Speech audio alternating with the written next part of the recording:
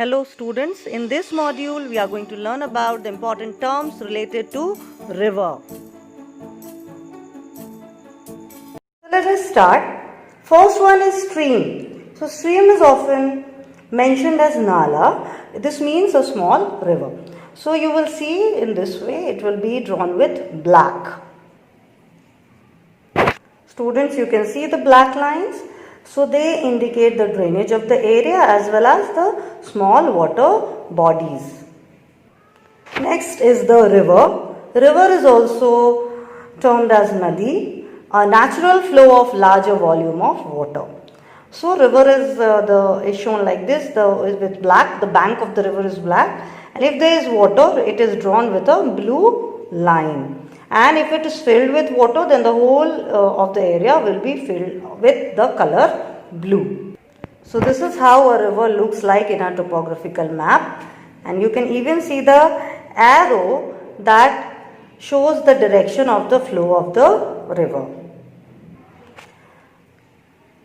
Tidal river. So river at its mouth, when it is about to meet the sea or the ocean, then the ocean water encroaches into the mouth of the river, and here the river is known as tidal river, and it is shown by this symbol in a topographical map. Now there is another term, relative height of a river bank. So students, we have learnt about this concept when we were learning about the well irrigation as well as tank irrigation. In case of river, it indicates the relative difference in height between the top and the bottom of the embankment.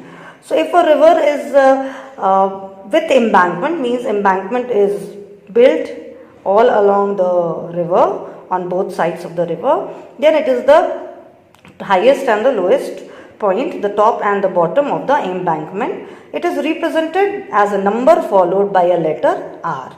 So a letter R will be written followed by a number. Maybe it's 10R, it can be 25R or 15R, depending on whatever is the difference in height. Now the next one is embankment. So here we were talking about the embankment.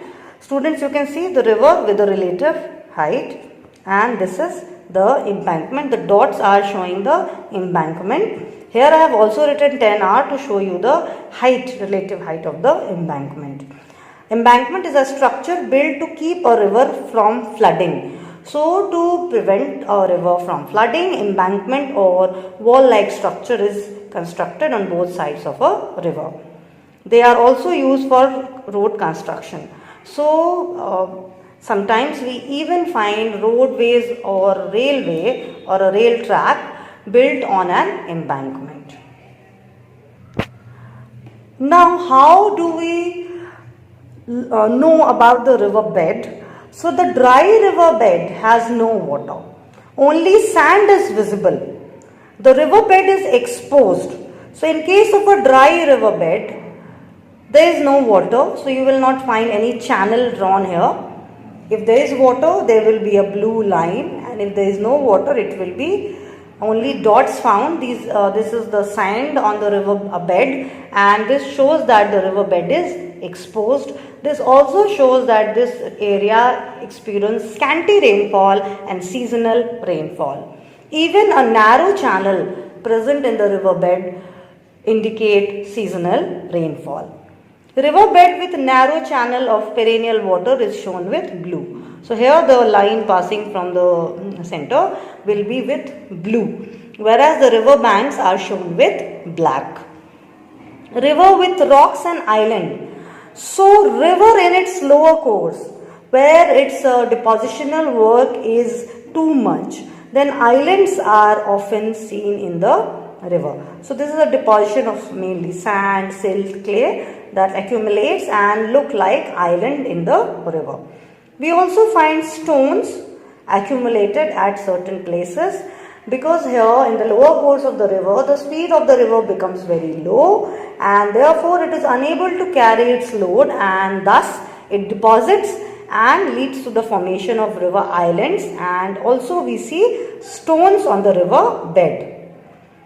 Now seasonal or non-perennial stream. So this is how seasonal or non-perennial stream is shown in a topographical map. These streams dry up during summer season. They are seen in areas of low and seasonal rainfall. So these streams indicate that this area experiences low or seasonal rainfall.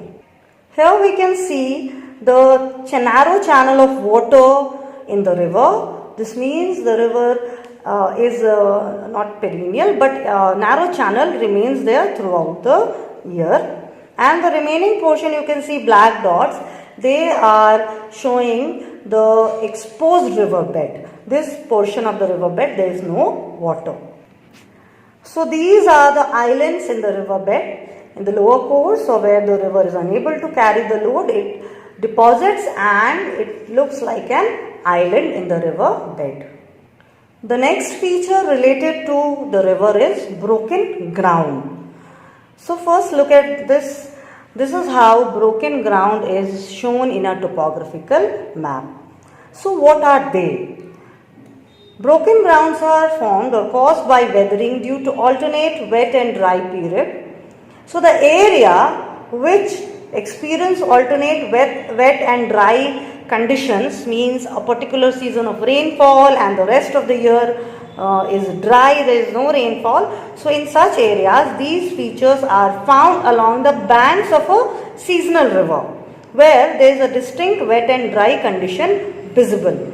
So these are actually formed due to the dryness of the land in the dry season. So here in this portion of the map, the broken grounds are quite visible. So this is the result of weathering and alternate wet and dry season. The next one is confluence. So confluence is the meeting point of a tributary with a main river, and this is the main river, the tributary is meeting the main river. So here we can see the confluence. This is the confluence where the tributary is meeting the main river. This is the river, the direction is shown here, and the tributary is meeting the main river.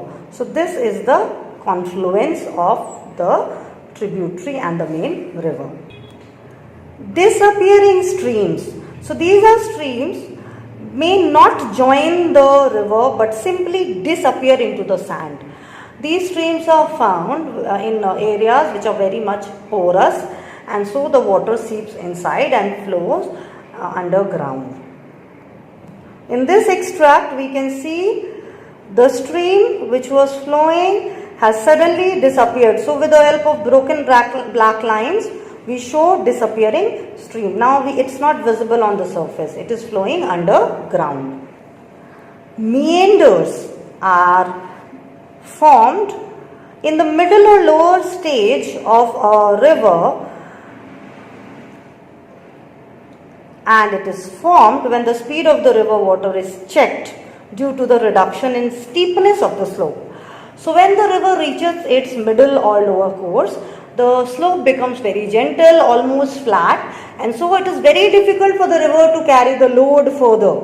Therefore, the river starts depositing its load and the river doesn't get the way to move further. So because of the load is interrupting on its way, it has to bend its course. And so this bend, it starts bending in a zigzag way like a snake. These bends are called meanders. So it looks like this. So here the river has bent because of its reduction in slope, and this is a meander. So students, these are the terms related to the river, and it will help you a lot while you will interpret a topographical sheet. Thank you.